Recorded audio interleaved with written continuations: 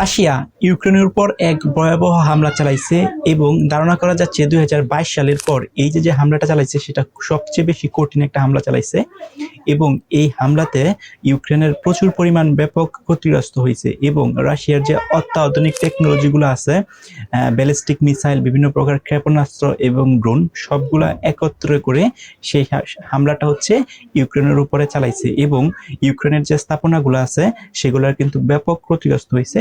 ধারণা করা যাচ্ছে সেখানে 20 জনেরও বেশি মারা গেছে। সো হঠাৎ করেই কোনো কথা নাই বার্তা নাই, হুট করেই রাশিয়া হচ্ছে ইউক্রেনের উপরে এই ধরনের বড় ধরনের একটা আক্রমণ চালালো।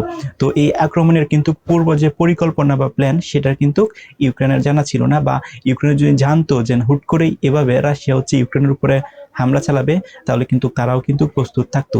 এবং কমফোর্টেবলি আমরা যদি চিন্তা করে দেখি তাহলে হচ্ছে রাশিয়ার চেয়ে ইউক্রেনের আকাশ প্রতিরক্ষা ব্যবস্থা যেটা আছে সেটা কিন্তু খুবই দুর্বল এবং হচ্ছে উইক। দ্যাটস ওয়াই রাশিয়ার থেকে যে ক্ষেপণাস্ত্র বা ব্যালিস্টিক মিসাইলগুলো যে নিক্ষেপ করা হয়েছে সেগুলো কিন্তু তারা ঠেকাইতে পারে নাই এবং আলটিমেটলি যা হওয়ার তাই হয়েছে।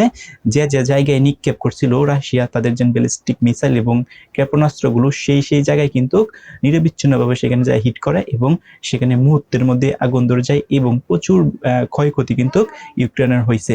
এখন ইউক্রেনের সরকার থেকে যে এই যে ক্ষয়ক্ষতিটা হয়েছে সেটার জন্য যে তাদের বিশেষ করে ইউক্রেনের যে তেল স্থাপনাগুলো আছে সেখানে উদ্দেশ্য করে কিন্তু রাশিয়া তাদের ব্যালিস্টিক মিসাইল এবং তাদের যে ক্ষেপণাস্ত্রগুলো আছে সেগুলো কিন্তু নিক্ষেপ করছে। সো অ্যাজ এ রিজাল্ট তাদের যে ইউক্রেনের যে তেল ব্যবস্থাপনার যে কাঠামোগুলো আছে সেগুলো কিন্তু ধ্বংস হয়ে গেছে এবং ওইখানে কিন্তু হচ্ছে আগুন ধরে যায় এবং প্রচুর তাদের অর্থনৈতিক মানে ব্যাপক ক্ষতি হয়েছে।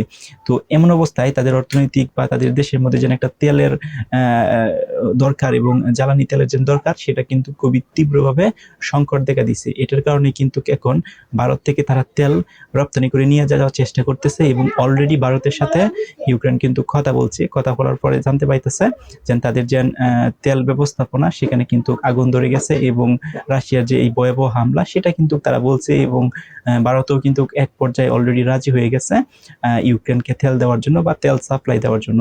সো এখন রপ্তানি করে ইউক্রেনে এই তেলগুলো নিয়ে যাবে। এখন প্রশ্ন হচ্ছে যে ইউক্রেন কোনো স্টেপ নেবে কিনা। ডেফিনেটলি একটা স্টেপ নেবে, কারণ ইউক্রেনেও কিন্তু যথেষ্ট শক্তিশালী একটা কান্ট্রি, সেটা তো আপনারা জানান। যেহেতু ইউক্রেনের উপরে এই ভয়াবহ একটা হামলা চালাইছে হুট করেই রাশিয়া, সো রাশিয়ার উপরেও কিন্তু ইউক্রেন এখন প্রতিশোধ নেওয়ার জন্য ব্যাপক প্রস্তুতি তারা নিচ্ছে এবং তাদের যে ক্ষেপণাস্ত্রগুলো আছে, তাদের যে ব্যালিস্টিক মিসাইল আছে এবং তাদের যে আদার যে টেকনোলজিগুলো আছে সেগুলো কিন্তু প্রিপেয়ার বা প্রস্তুত কিন্তু অলরেডি তারা করতেছে এবং হয়তোবা খুব রিসেন্টলি তারা বড় ধরনের একটা আক্রমণে যাবে রাশিয়ার উপর।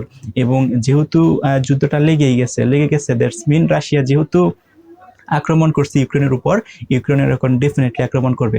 সো এইভাবে যদি এখন ইউক্রেনের আবার আক্রমণ করে রাশিয়ার উপর তাহলে কিন্তু এই যুদ্ধটা যেন আছে আরো স্ট্রং হবে এবং দুই দেশেই কিন্তু অ্যাক্টিভ হবে এবং দুই দেশেরই কিন্তু ব্যাপক ক্ষতিগ্রস্ত হওয়ার একটা পসিবিলিটি আছে। এখন আপনি প্রশ্ন করতেই পারেন যে ইউক্রেন এবং রাশিয়ার মধ্যে কে বেশি শক্তিশালী।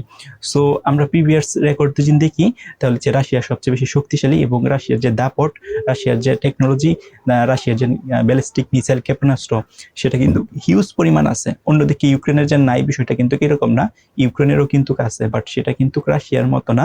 রাশিয়ার যে পরিমাণ এইগুলা স্ট্রকে আছে বা মজুত আছে সেই পরিমাণ কিন্তু না। ইভেন আকাশ প্রতিরক্ষার দিক থেকে কিন্তু রাশিয়া নেক্সট লেভেলে আছে, কিন্তু অন্যদিকে ইউক্রেন কিন্তু তাদের যে আকাশ প্রতিরক্ষা ব্যবস্থা সেটা কিন্তু অনেক উইক।